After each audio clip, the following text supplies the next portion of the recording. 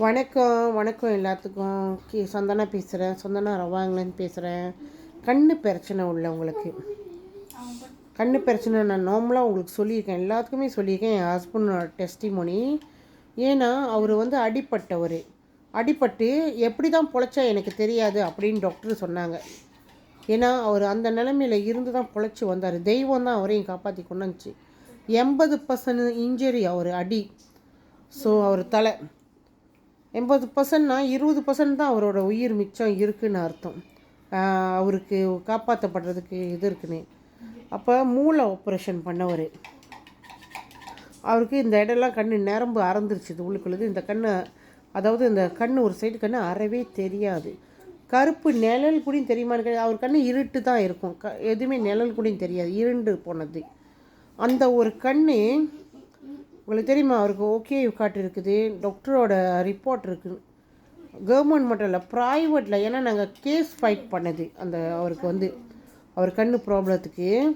So ப்ரைவேட்டில் காசு கட்டி அந்த இன்சூரன்ஸ்காரவங்க செக் பண்ணது. அந்த ரிப்போர்ட் எல்லாம் என்கிட்ட இருக்குது. அப்படி உள்ள ரிப்போர்ட் உள்ள கண் இன்றைக்கி அந்த மனுஷனுக்கு ஐ விஷன் சிரோத்தோ எடுத்து அந்த கண் நிழல் தெரியுது. நீங்கள் எத்தனை பேர் இருக்கீங்கன்னு அவளால் சொல்ல முடியுது. அந்த கண் புரியுது. இப்போ நான் புரிகிற மாதிரி சொல்லணுன்னா, இன்றைக்கு கூட உட்கார வச்சு என் முன்னுக்கு ஒருத்தவர்கிட்ட அந்த டெஸ்டிமோனி அவர் சொல்கிறாரு. எங்கள் வீட்டு ஃபேமிலி மெம்பர்ஸ் தான்.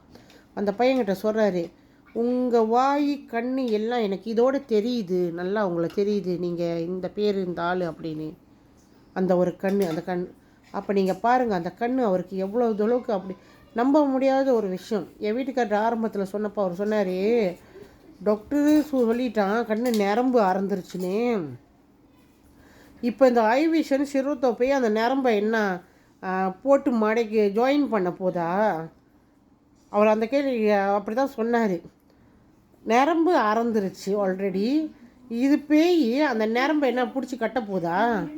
கண்ணு தெரியறதுக்கு பிடிச்சி கட்டினாப்புல கண்ணு தெரிஞ்சிருமா? என்ன செய்ய போகுது அப்படின்னு கேட்டார்.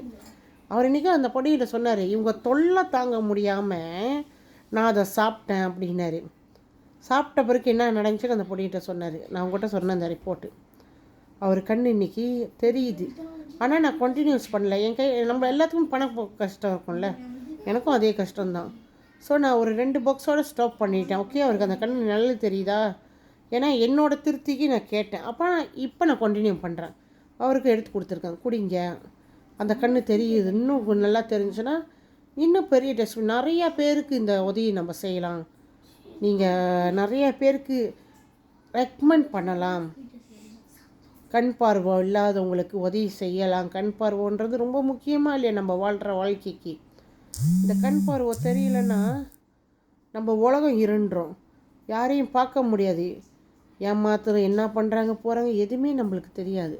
அந்த கண் பார்வை ரொம்ப முக்கியம்.